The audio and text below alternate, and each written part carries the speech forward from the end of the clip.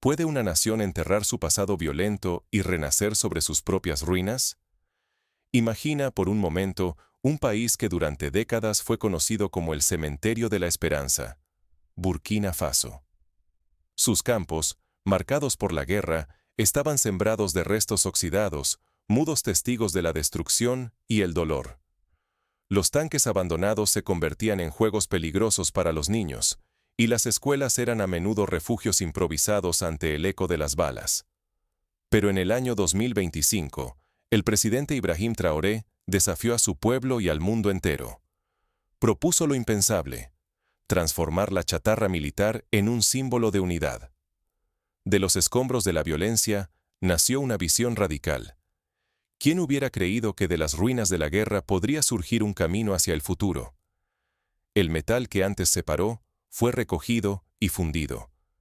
Así surgió la vía férrea de 420 kilómetros, una arteria de hierro que cruza el corazón de Burkina Faso. No era solo infraestructura, era esperanza encarnada en acero, nacida del conflicto.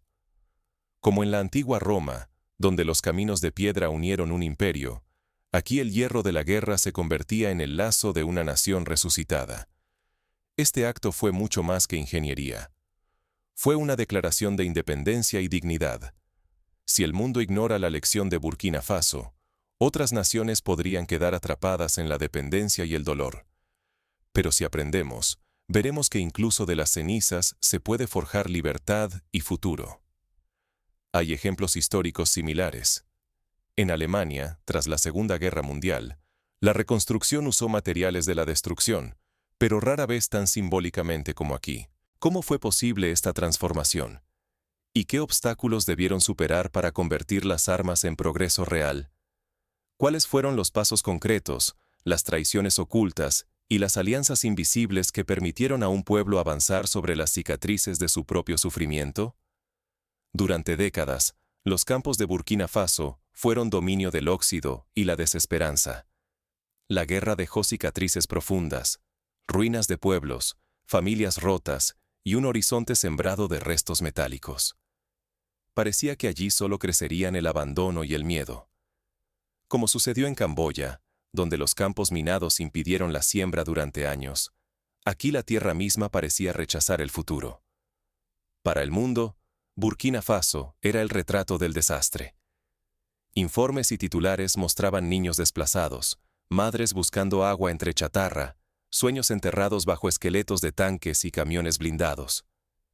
La sombra de la destrucción se extendía sobre cada futuro, y nadie apostaba por un renacimiento.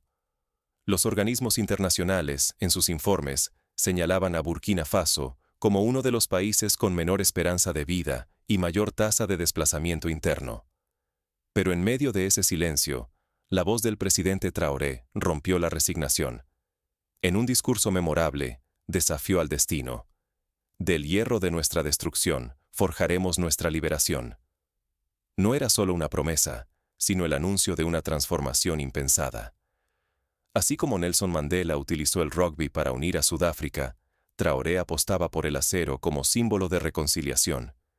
18.000 toneladas de acero, antes destinadas a la muerte, fueron rescatadas de los escombros. El metal de la guerra pasó a ser la semilla de la esperanza. 4.000 máquinas de combate, que habían dividido al país, fueron fundidas y refundidas, dando forma a una nueva era. Cada tornillo, cada placa de blindaje tenía una historia de dolor, y ahora se convertía en un riel sobre el que rodaría la vida. La conversión no solo alteró el paisaje físico, cambió el sentido mismo de lo que significaba ser burkinés. La devastación se volvió recurso, el dolor se transformó en materia de redención. Comprender este giro es crucial. Solo así podemos entender cómo el país se atrevió a imaginar un futuro propio, aún entre cenizas. Como en la leyenda del ave fénix, el resurgir no vino de fuera, sino de las propias entrañas del país. Sin embargo, bajo la superficie del discurso y el fuego de las fundiciones, emergen preguntas más complejas. ¿Cómo se tradujo esa visión en acción concreta? ¿Qué obstáculos y traiciones enfrentaron quienes apostaron todo por el renacimiento? ¿Cómo lograron mantener la fe cuando la maquinaria internacional, acostumbrada a gestionar la ayuda externa, miraba con escepticismo. El plan era audaz: transformar el acero de la guerra en una vía férrea que uniera al país. Pero cada paso hacia la reconstrucción desató nuevas tensiones y viejos miedos. Hubo sabotajes, rumores de corrupción, intentos de boicot por parte de quienes lucraban con la guerra. La historia está llena de ejemplos similares. En Ruanda, tras el genocidio, reconstruir la confianza fue tan difícil como reconstruir las infraestructuras. La promesa exigía mucho más que palabras. Era tiempo de rehacer el país con las propias manos, de transformar el discurso en realidad tangible, forjada en acero y esperanza. Se crearon talleres comunitarios en cada región, donde antiguos enemigos trabajaban codo a codo, aprendiendo a ver al otro no como amenaza, sino como compañero de reconstrucción. Por cada máquina de guerra convertida en chatarra, surgía una nueva oportunidad. Ingenieros y herreros de Burkina Faso se unieron para diseñar hornos de arco eléctrico capaces de alcanzar una eficiencia asombrosa: 93%. Por primera vez, la innovación nacía en casa, sin recetas extranjeras ni patentes importadas.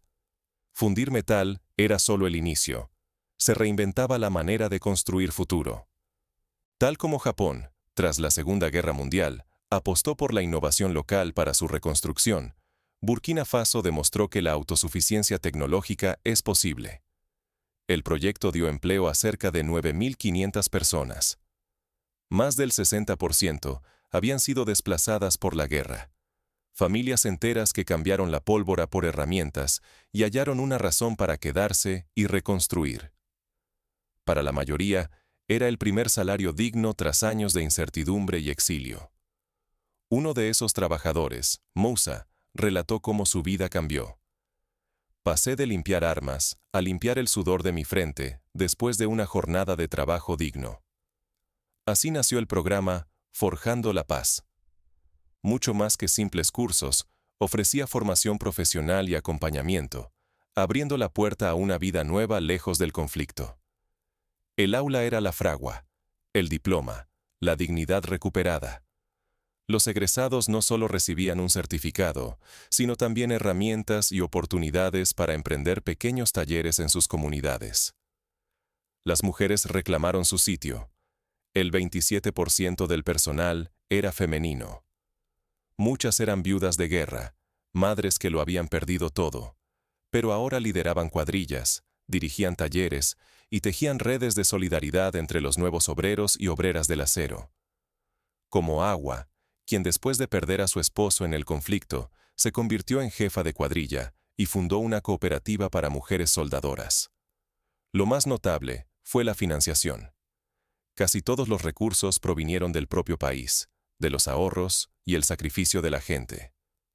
No hubo préstamos externos ni deudas con bancos internacionales. Cada barra de acero era una pequeña victoria sobre la dependencia histórica. Familias organizaban colectas locales, los pequeños comerciantes aportaban materiales y los campesinos donaban jornadas de trabajo. Así, la vía férrea se convirtió en un proyecto verdaderamente de todos. Fracasar significaba perpetuar la miseria y la subordinación.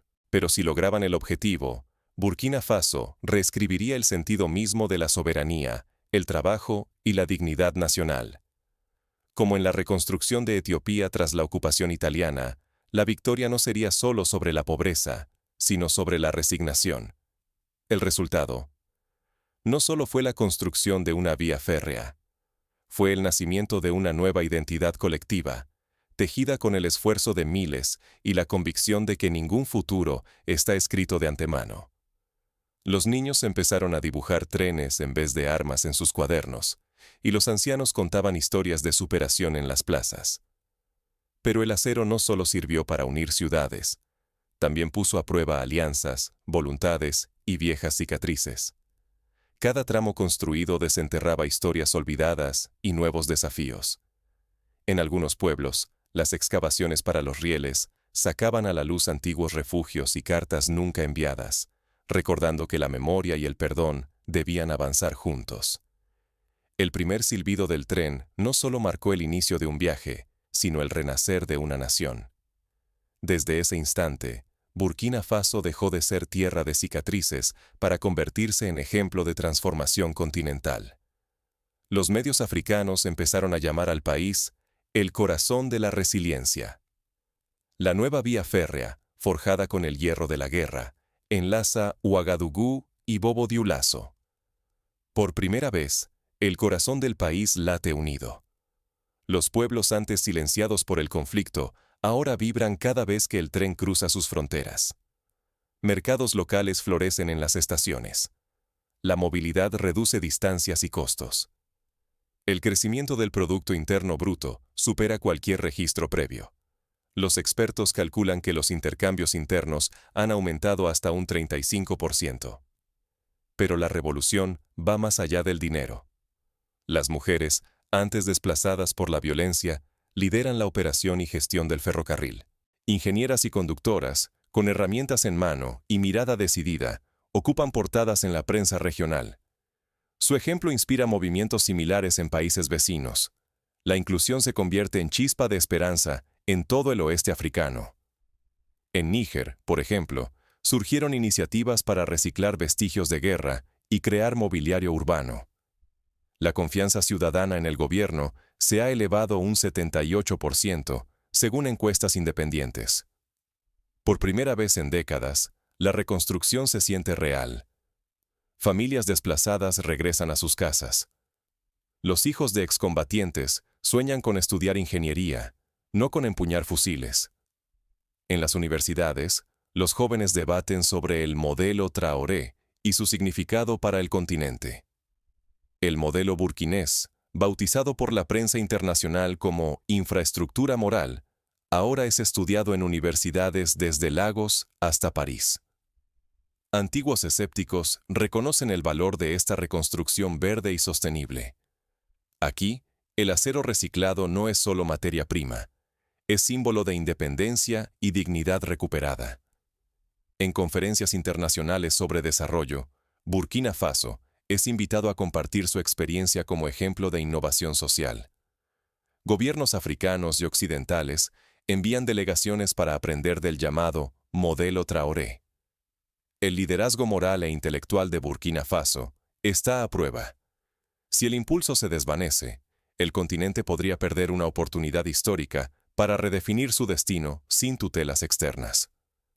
Como en el caso de Corea del Sur, que inspiró a otros países asiáticos a apostar por la educación y la tecnología, Burkina Faso se convierte en faro para una África que busca su propio camino.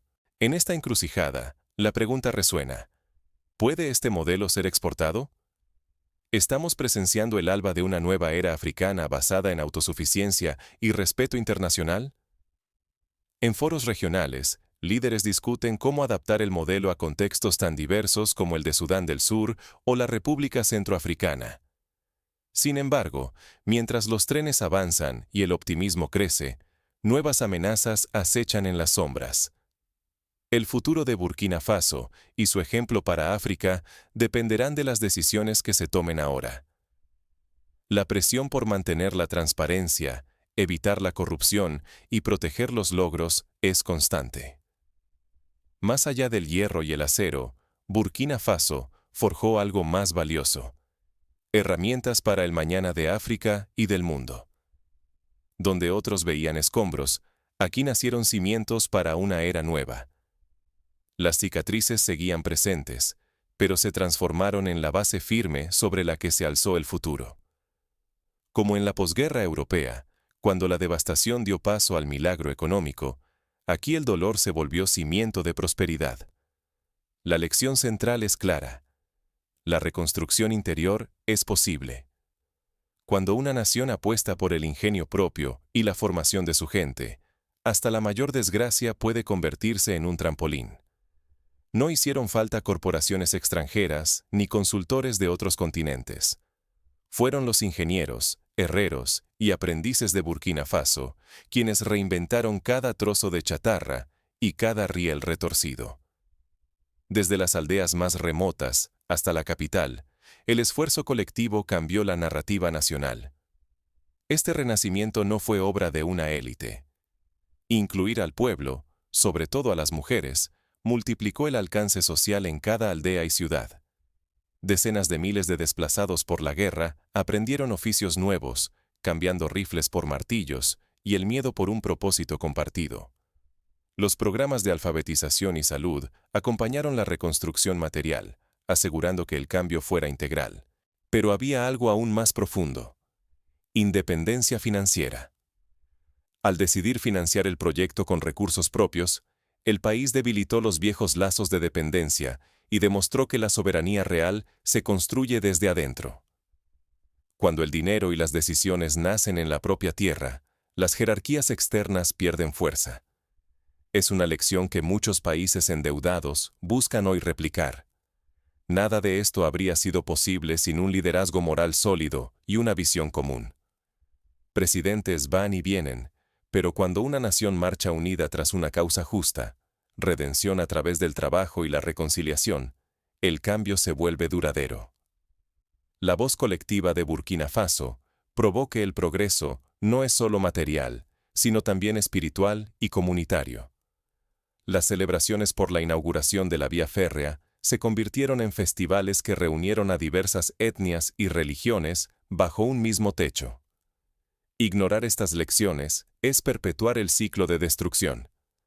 Pero aplicarlas, en Burkina Faso, en África o en cualquier rincón del planeta, abre la puerta a la libertad genuina y al respeto internacional. No se trata de copiar modelos ajenos, sino de forjar el propio camino entre las cenizas. Cada país puede, con creatividad y coraje, reinventar sus recursos y sanar sus heridas. Para quienes buscan inspiración o una hoja de ruta para reconstruir, aquí está el mensaje esencial. El renacimiento verdadero comienza cuando una sociedad acepta que puede transformar sus ruinas en un destino común. No basta con reconstruir edificios. Hay que reconstruir confianza, identidad y sentido de pertenencia. Pero la historia de Burkina Faso no termina aquí. Lo que comenzó como una vía férrea reescribió el destino de un país entero y plantó semillas de esperanza en todo el continente. Ya se escuchan proyectos para ampliar la red ferroviaria y conectar Burkina Faso con países vecinos, consolidando una región unida por el acero de la reconciliación. No pidas permiso para reconstruir tu destino. Levántate y forja tu propia libertad. La historia de Burkina Faso demuestra que incluso la tierra más herida puede renacer si existe voluntad para convertir el dolor en raíz, el escombro en esperanza y el hierro roto en el camino hacia el futuro. Cada ciudadano que participó en la reconstrucción se convirtió en embajador de una nueva mentalidad. No es solo una historia de trenes y rieles. Es una lección viva de autodeterminación. Una llamada a no esperar la aprobación ajena para cambiar. Cada metro de acero fundido, cada estación levantada, cada silbido del tren es una prueba. El cambio genuino se conquista con decisión propia, negándose a ser prisioneros del pasado y eligiendo ser arquitectos de la redención. En palabras de la joven ingeniera Fatumata, no heredamos la esperanza, la construimos. Difundir y aplicar este ejemplo puede alterar el rumbo de comunidades completas. La indiferencia, en cambio, perpetúa el estancamiento, el olvido y la dependencia de ayuda externa. Compartir la historia de Burkina Faso es sembrar una nueva conciencia colectiva. Ningún pueblo está condenado a la ruina si decide reinventarse desde sus propias cenizas. Si en Ruanda la reconciliación fue el pilar de la paz, aquí la transformación material y moral avanzaron de la mano. Hoy, la vía férrea de Burkina Faso es mucho más que un trayecto de hierro. Es símbolo de dignidad, unidad y renacimiento. Es la prueba de que el respeto internacional no se suplica, se gana demostrando que del desastre puede surgir la prosperidad. Cada tren que cruza el país recuerda que la historia no está escrita en piedra, sino en las decisiones de cada generación. Si crees que este mensaje puede inspirar a otros, compártelo. No dejes que el ejemplo de Burkina Faso se pierda, porque cada historia compartida enciende una chispa de cambio en algún rincón del mundo. Atrévete a ser parte de quienes creen en la libertad forjada desde adentro. Recuerda, La transformación comienza cuando el dolor deja de ser lastre y se convierte en motor de futuro. El futuro no está escrito. Depende de quienes se atreven a tomar el martillo y rehacer el hierro de su propio destino. ¿Estás listo para sumar tu voz y transformar tu entorno? La historia de Burkina Faso ya es faro. Falta que cada uno decida si lo sigue o si permanece en la oscuridad